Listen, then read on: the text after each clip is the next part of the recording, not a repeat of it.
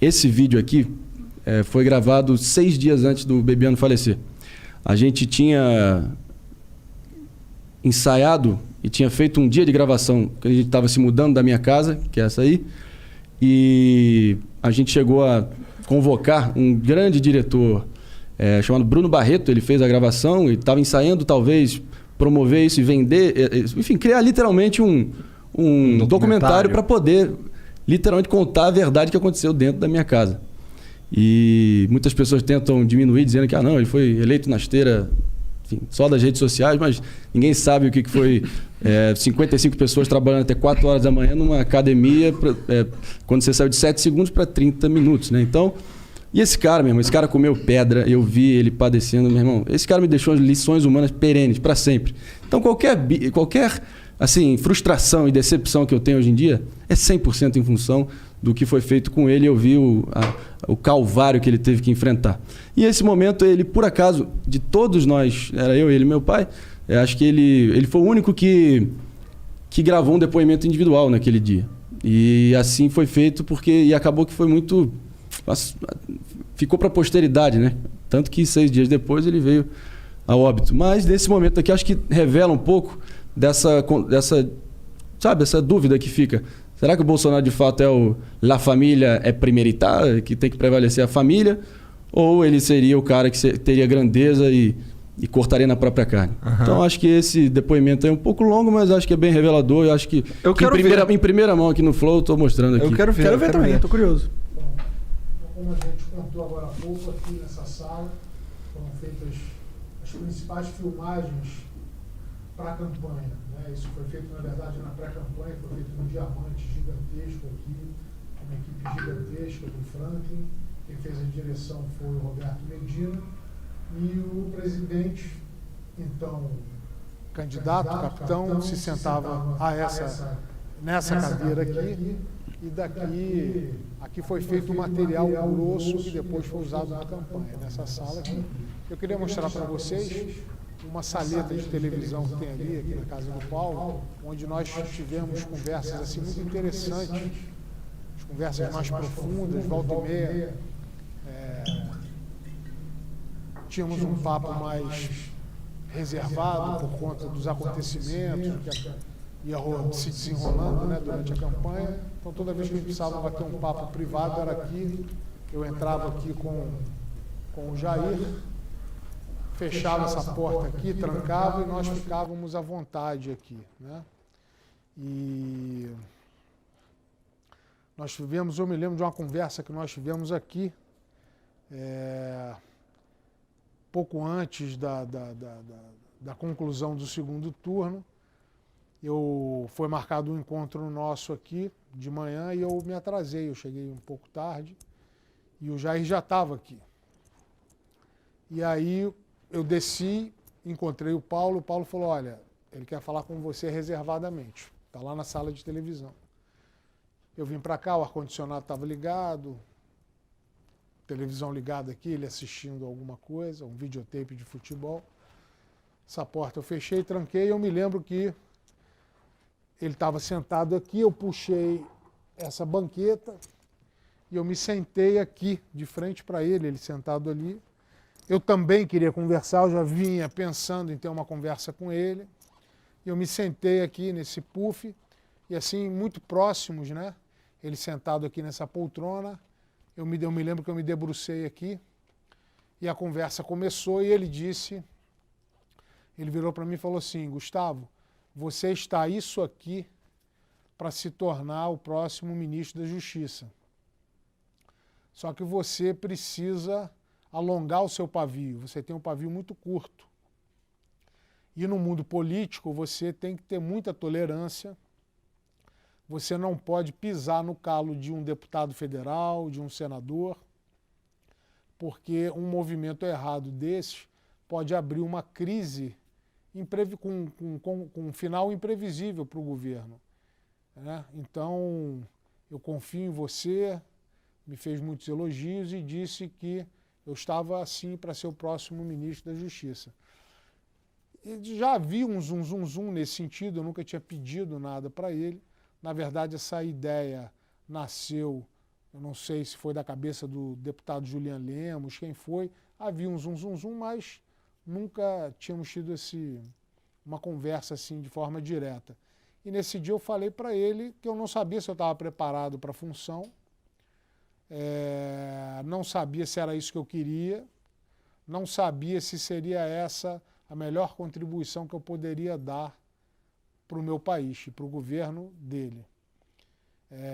Botei as mãos assim, uma mão em cada joelho dele aqui e disse assim: capitão, só tem uma coisa que eu lhe peço, eu não faço questão de nada, eu nunca lhe pedi nada, mas tem uma coisa que eu quero lhe pedir, lhe dizer, a única coisa que eu não estou preparado é para ser deixado pelo caminho. Eu gosto de servir, mas eu não estou disposto a ser usado. E em alguns momentos fica uma pulga, uma dúvida, uma pulga atrás da orelha, se eu estou sendo usado ou não, porque eu estou me doando faz 2 anos. E mencionei alguns episódios que estavam me desagradando naquele momento. E ele deu a palavra de honra dele que isso não aconteceria, que ele, como bom militar, com uma formação, o caráter forjado pelas Forças Armadas, que ele jamais deixaria um soldado pelo caminho. Dito isso, eu falei para mim, tá tudo bom, eu quero ajudar da melhor forma, estou pronto para jogar em qualquer posição. Eu só não estou pronto para ser deixado pelo caminho. E essa foi uma das conversas que houve. Eu me lembro de uma outra conversa, dessa vez ele estava sentado ali, no sofá, nessa parte de trás. E nesse dia estávamos eu, ele e o hoje deputado Julian Lemos da Paraíba, que foi uma das pessoas que mais se dedicou, que mais ajudou o presidente, mais ajudou o Jair a chegar lá. O Julian coordenou a campanha em todo o Nordeste, foi precursor naquela região, que é muito difícil, é uma região tradicionalmente do PT. Estávamos nós 3 aqui. E num dia anterior o Carlos tinha irritado muito a todos nós por conta de ataques infundados, gratuitos, que ele tinha feito nas redes sociais em relação a uma série de pessoas, inclusive pessoas da equipe de comunicação, que trabalhavam muito aqui para que o projeto fosse bem sucedido. E o Carlos disparou a metralhadora giratória por conta de ciumeira. E nesse dia o Jair virou para mim e falou assim: "Ô, Gustavo, processa ele. Processa ele." E eu disse para ele: "Capitão, seus filhos não. Os seus filhos não." E ele disse: "Mas o moleque tem que aprender. Está na hora dele aprender." Talvez eu tivesse sido um acerto ter seguido a orientação dele, processado o Carlos, talvez se ele tivesse tomado um susto, amadurecesse um pouco, porque ele não tem a mínima ideia do mal que ele faz às pessoas. Mas, enfim, houve várias conversas aqui, toda vez que era preciso, como eu disse, um papo mais privado, tratar de um assunto com maior reserva, nós vínhamos para cá, fechávamos essa porta e conversávamos aqui. Além disso, principalmente depois da facada, aqui era o lugar em que ele dormia, ele descansava depois do almoço. Ele precisava reposar, não dava para manter o ritmo frenético que nós imprimíamos antes do incidente, da facada. Então, invariavelmente, ele chegava aqui no final da manhã, início da tarde, almoçava, depois sentava aqui, nós botávamos futebol para ele assistir, fechávamos as cortinas, ligávamos o ar-condicionado e ele dormia aqui, descansava até estar recuperado para continuar as entrevistas e gravações e tudo mais. E 6 dias depois ele veio a falecer com um ataque cardíaco fulminante em Teresópolis.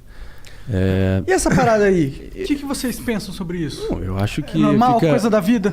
Fica permanente dúvida na minha cabeça se ele é capaz de tacar um filho dele para os leões. Acho que isso está claro que não é o caso. Na mesma medida que ele, no momento reservado com o braço direito dele naquela época, foi capaz de sugerir e até de incentivar um interessante processo. Isso. Eu acho que ele é um puta cara atormentado, entendeu? Eles vivem ali num síndrome de conspiração permanente, achando que... Faz sentido. Entendeu? E tem muita coisa mal resolvida no passado deles, mas também não vou ficar aqui bancando psicólogo. O fato é o seguinte, no plano moral, o que esse cara fez... Eu fui testemunho ocular 2 vezes durante a campanha. Na minha casa, o Bolsonaro ali num momento singelo mesmo, assim. Para tudo. Você via que ele tinha gratidão e um puta afeto pelo Bebiano e falou: se não fosse por esse cara aí, jamais teria chegado onde eu cheguei. Ali para mim foi emblemático, entendeu? Para ver o peso que pelo menos parecia que o nosso presidente dava à presença e à influência e à importância que o Bebiano tinha no entorno dele. E não poderia ser diferente também, porque esse cara, cada buraco que esse cara dormiu, ele deixou de ver o pai falecer também, só para estar numa agenda oficial em Roraima de campanha. Meu irmão, o que esse cara fez para viabilizar o partido, o veículo necessário para qualquer candidato pleitear a presidência, inacreditável. É um esforço hercúleo que ele fez para tentar articular com o Bivar do PSL, no apagar das luzes também. Você acha que o Bolsonaro sabe algum mínimo detalhe dessa porra? Não, porque era devidamente poupado para também não ter que se preocupar com isso. Mas ele não deve fazer noção do que foi necessário para chegar a esse ponto. Mas também, eu acho que é o seguinte.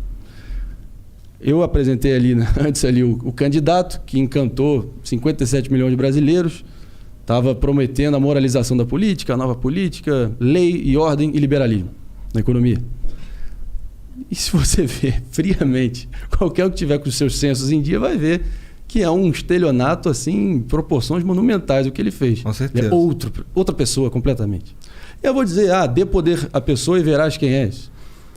O poder corrompe absolutamente. Tem as frases aí que perduram os anais da história que podem tentar explicar isso, mas eu acho que ele é uma pessoa falha no plano moral e ao mesmo tempo ainda tenta se erguer como o tiozão, turrão, eu acho autêntico. Que ele tá numa de se manter no poder de qualquer maneira. E justo, acho que, enfim, legítimo.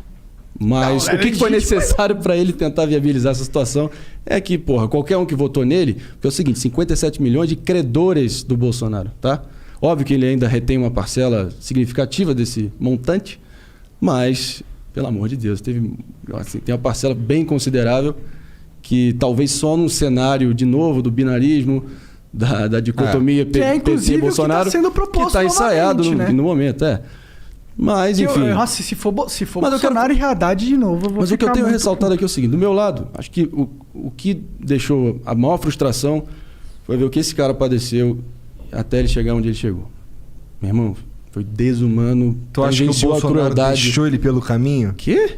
Acho que tá nítido isso. Ele entregou ele pras hienas. Porque supostamente ele estava achando que ele estava confabulando com algum executivo da Globo para tentar fazer uma articulação ali, propositiva para tentar, remediar ali, ter uma relação institucional que seja com o maior veículo de comunicação do Brasil, que ele não tinha marcado de fato a reunião. Reunião essa que ele usou de pretexto para dinamitar o Bebiano, que acho que o general Heleno, um mês depois, fez exatamente a mesma reunião.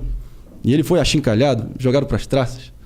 Enfim, o que eu extraí de toda essa experiência, meu irmão. E, de novo, não tem nenhum ginasiano aqui. Não tem nenhum usa óculos cor-de-rosa achando que vai ser mil maravilhas nem nada.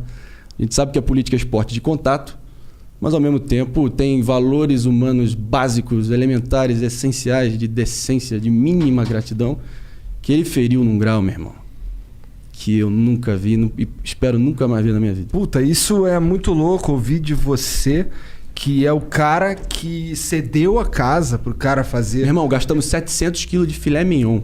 Isso, é uma grana, pra alimentar todos os do segurança pra encher o bucho do cara. Para pensar, meu irmão, 700 quilos de filé mignon.